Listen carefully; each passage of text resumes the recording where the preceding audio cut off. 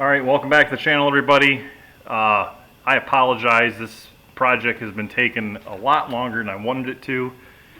I've been real slow, but with summertime I've been working a lot. I just haven't had a lot of time to work on this.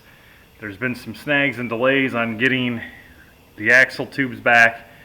The guy at the machine shop got swamped. I just got them back 2 or 3 weeks ago, and I just even had time to mess with this. So even if he would have got them done sooner like he was hoping to, it still wouldn't have got done any quicker than it has been now.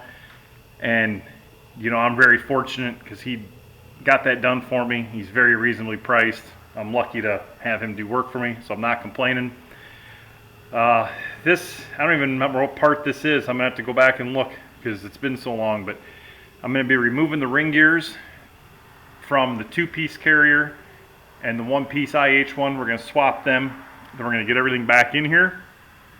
And the next part of that is going to be meshing the gears with the ring and pinion gear. A little bit overview of what I've been doing here. This is the axle tube of the 30 millimeter. It was the same depth as this right here. These were both the same on the aluminum. We machined these down. I think we decided on 1/8 of an inch. So as you can see, the old one with what we shaved down faced off.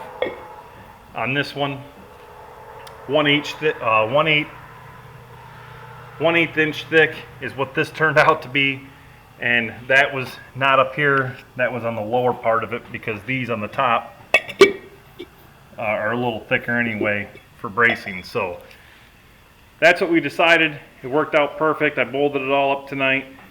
Here's the old top with the dipstick tube. I had to remove that. I took a plate off an older Cub Cadet and I just put that on there for now.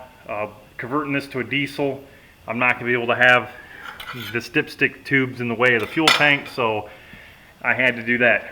I'm not home free yet. There's still a lot of work to be done to this. I'm slowly getting at it. Everything has to be removed. I have to gasket everything, put it all back together once I get the ring gears done. I have to remove this. I have to drill and tap the end out to accommodate a bolt to put my CVC drive shaft on, the upgrade I'm doing. I got to remove the pump from the rear end, and I want to put a new gasket in from the pump to the rear end and just go all through the plumbing and everything, reseal everything. Relief valves, I got to pull these. I got to get these sent out here. I want them rebuilt because when I'm doing this, I want all new gaskets, everything. I don't want a chance this thing ever leaking. If I'm going to do it, I might as well do it right. So once I get everything off and degreased and cleaned, I'm going to paint this and then put it all back together. It's just going to be easier to paint with the pump off, and I'd rather not paint the top of the pump. So that's where I'm at there. So far, everything's turning out pretty well. I'm happy. It's just time that I've been having a problem with. To get started on this episode of what we're doing, the last time I did one of these, I used 2x4s. They were not as sturdy, so I went with just a couple pieces of 4x4 posts I had. I cut them down. I took a 1-inch drill bit and drilled this out, and I'm going to show you why I did that. Now, I do have to take these apart. I'm going to pound this out, take out the spider gears and everything. I'm going to take apart the 2-piece and remove all that stuff as well. And I did that with the last one too, and the reason I did that is when I'm drilling these out, I would rather not get any shavings in any of this, because when I put it all back together, I want to make sure it's all clean and there's no debris in there, which I forgot to add. I don't know if I told you, I still have to go through and clean the whole inside of that out. I'm going to clean it real well with kerosene and everything and get all the crud and dirt out. So when I put this all back together, since I'm redoing it, I want it done right. For removing the ring gear, there's 2 ways you can do this. You can grind the tops of these rivets off, which I tried that on the last one with one. I just didn't like the results. It eats a little bit of the carrier up. It's not a big deal. You're never going to see it, but I just didn't like it. I tried it on one or two, I can't remember, and then I just decided to drill them out. So I think drilling it's easier. It might not be easier, it might be a little more time consuming, but I think in the end it's the better way to go. So what I did is I set up these 4x4 posts, and I drilled that hole there, so when I have these rivets, I can line them up over that hole. I'm going to drill these with a 5/16 drill bit. I'm going to use a center punch. I'll show you that here.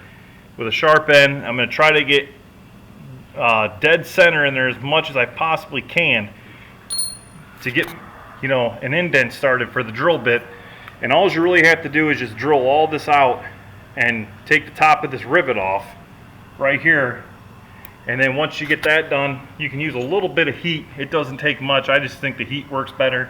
You take another punch like this with a larger hammer, and you can hit these and you can pound them out. You could use a press as well.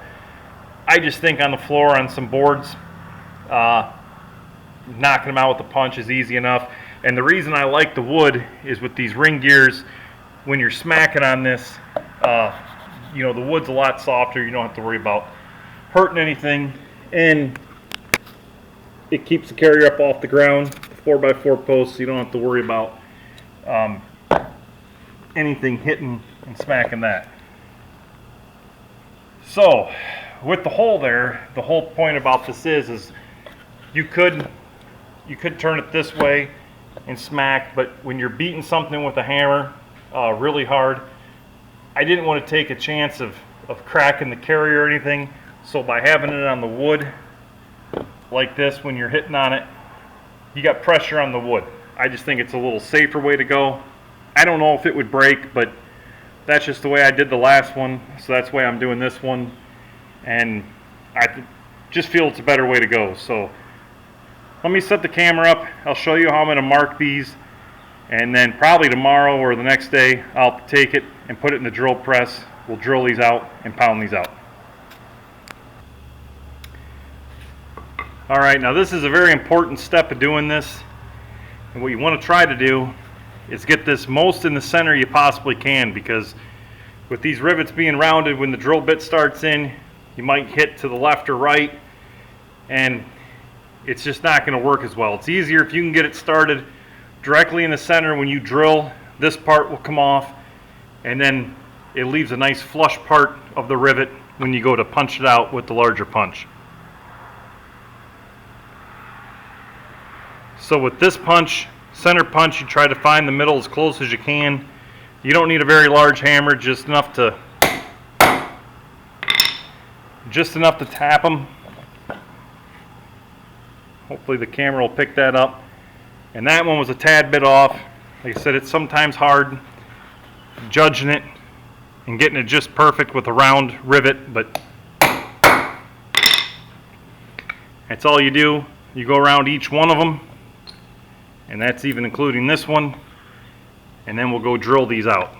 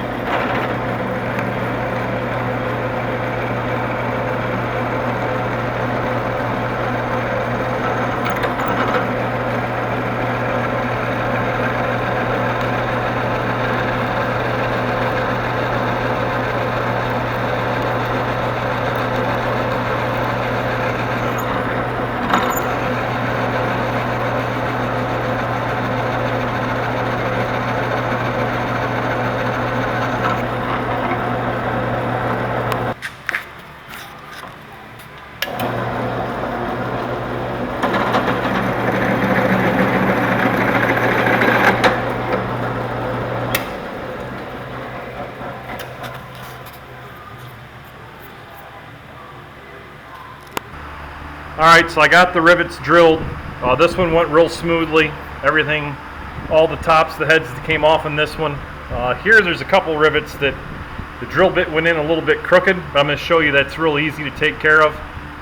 Like I said before, you can grind these, but grinding sometimes, it's a cosmetic thing. It's really not going to hurt anything. I just prefer to drill them. I will say it is easier to use a smaller bit to drill first and then use a bigger one to try to take the top of the head off. It just, if you're trying to use a big bit at one time, sometimes starting it, even with the center punch, it doesn't work all the way. So I'll show you how to go ahead and remove these if you don't get them all the way, and then we'll go ahead and start punching these rivets out and remove the ring gear. Alright, how I'm doing it is I'm just putting them on the floor on a block of wood. That way you're not messing up the ring gear. You could do it on a workbench if you wanted to.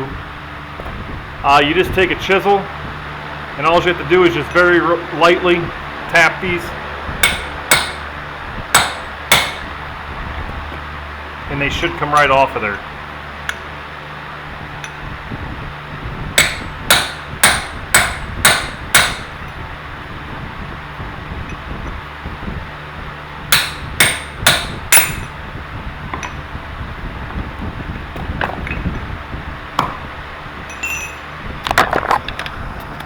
And that broke free. So now we'll just take another punch and we'll hammer these out. Alright, remember I did say I was going to remove all the gears. I decided not to do that. I was just careful drilling it, and I kept brushing the shavings off. So I figured this one's going to go in the parts bin anyways. I didn't really feel like taking it all apart and putting it back together, but here's the 4x4 post that I had. I drilled the hole in, 1-inch hole. Like I said, that rivet will go right over that to where when I hammer it, it gives somewhere for that rivet to come out. As you can see, these boards are already nicked up, and this just helps protect your ring gear when you're hitting it, pounding these out so you don't damage it. Now today I'm using a larger hammer. You don't really need a hammer this big. I'm not using this to swing extremely hard on it. It's just easier for me to hit it and tap it, and it gives you more surface area with a small sludge like this. If I can't get these normal, I'll have to go ahead and throw a little heat to them, but it doesn't take much heat. They should come out pretty easy.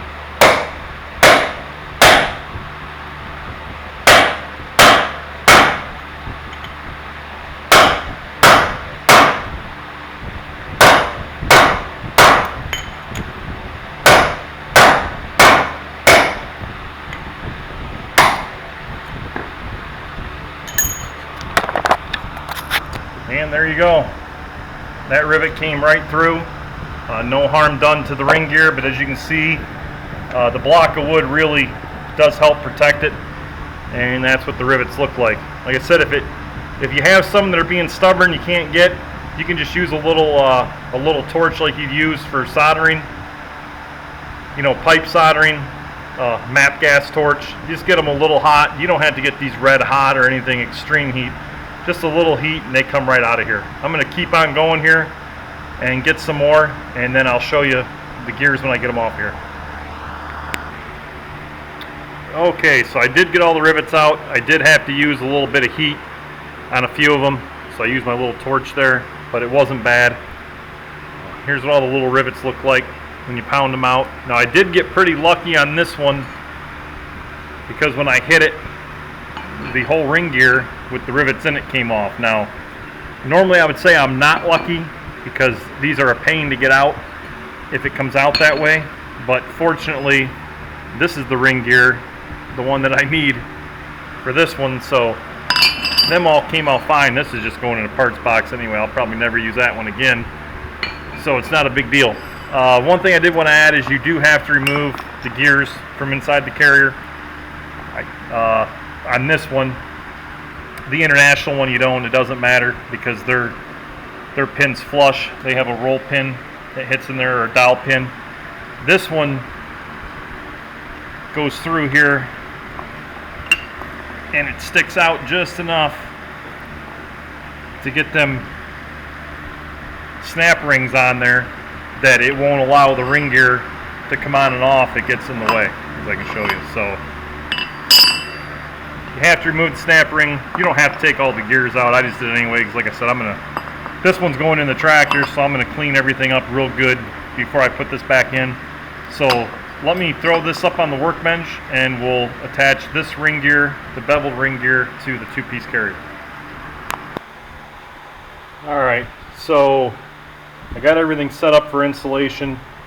You're gonna need 8 bolts, 8 nuts, and what I'm using for the bolts is a 5/16 by 24 by 1 socket cap screw. Now these are hardened and they're fine thread. That way you're gonna go on tighter, harder, and they should hold better.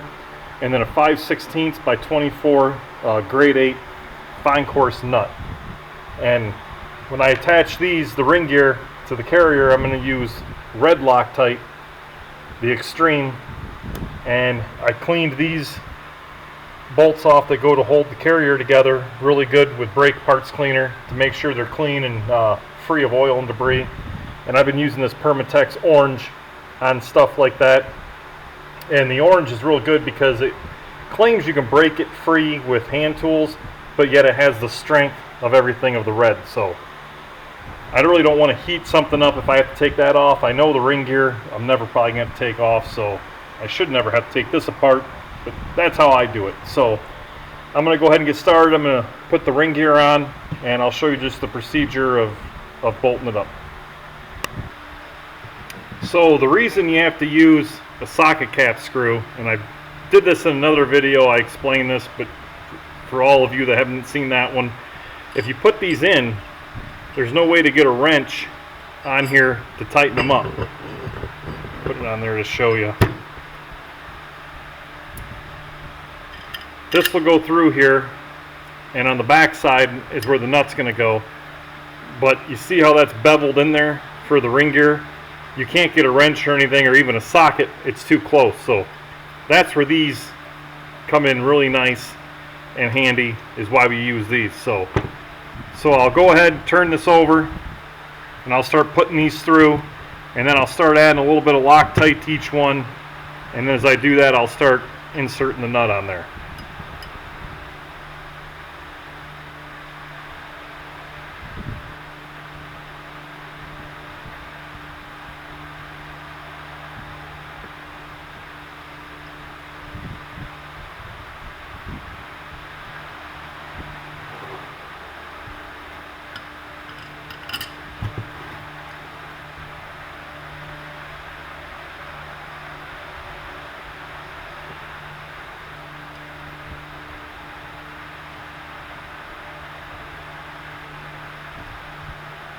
Now I'm going to go ahead and get all these started in here, and then I'll show you from there. What you want to do is slowly tighten this down from this side to this side, from here to there, sort of like when you're putting on a car tire. And the reason is you don't want to pinch this carrier and chance cracking it or having it on there sort of crooked. So let me get the rest started, and then I'll cut back in and show you. So once you get one on each side started, you want to just finger tighten them just to get this ring gear pressed down on there to where there's no gap anywhere around. And then that way, when you feed the rest of them through, I'll put this one next, then this one, and then when I tighten them up, it'll be in the same fashion as well. That way you're uniformly tightening this down.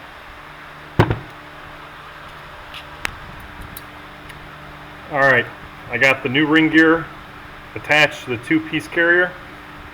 As you can see, all looks good. What I did, like I said, I tightened this one, this one, this one, this one, and then I went from here to there, back and forth. I got them pretty tight, and then I just kept going through, and I just tightened them as tight as I could get them. You could torque these if you wanted to. I'm not really sure on the torque specs, but I figured there's no way I'm going to snap these hardened bolts, putting them on as hard as I can by hand. So I just put them on there as hard as I can to where they won't turn no more, especially with the red Loctite, and I should be good. So I'm going to go ahead and put all this stuff back together in here, reattach this pin and everything, and then we'll put the top piece of the two-piece carrier on, and we'll go from there. Okay, so it's always good practice whenever you take this stuff apart, especially redoing this like I am. I try to go through here and, clean everything really spotless, try to get any dirt, debris, anything out I can, and then put this all back together. And then when you're putting it on, you know it's clean and you shouldn't run into any issues. So I'm going to re-bolt this on. Like I said, I'm going to use the orange Loctite. This is a little heavier strength, but yet you should be able to break it free from hand tools, which is nice if I ever would have to take this apart. Make sure you clean your threads real good. Try to get any of the dirt, oil, any of that kind of stuff off of them. And then we'll just snug this back down and it should be back together good to go. Okay, so there we got it. Two-piece carrier, ring gear swapped. This is ready to be dropped in this rear end. This is certainly heavy duty. Now, I was going to continue on with this project and show you guys marking the ring gear with the pinion and everything, but the problem is I was lucky enough to get this far today, so I don't know how long it would take me to finish the rest of this, doing this video. I'm on vacation this week, so I'm trying to get a lot of things done. So I'm going to end this episode right here, and then we'll do another part, whatever number I'm on, for the rest of it. And I'm going to still try this week to get the carrier dropped in here, get the ring and pinion gear matched, and then I'm going to go ahead and we'll seal up everything, tighten everything down, all my covers, but I'm going to have to clean all that before I do it. So there will be another part to this series. Should be the last part, but I don't want to make the videos too long anyways. I'd like to keep them shorter for you guys watching them. That way you don't have to watch them all at once. But I do appreciate you watching. Thanks for watching. There'll be more to come.